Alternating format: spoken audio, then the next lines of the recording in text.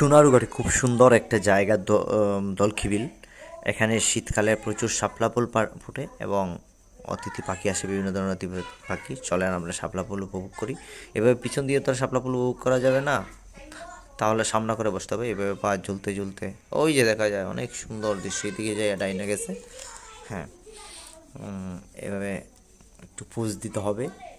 বড় একটা গাছ আছে আর চা বাগানের পাশেই, এদিকে লেক, ওই যে দেখা যায় এদিকে অনেক দূর পর্যন্ত দেখা যায়। এদিকে চা বাগান আছে, চা গাছ আছে এবং অত্যন্ত শান্ত নীরব প্রকৃতি।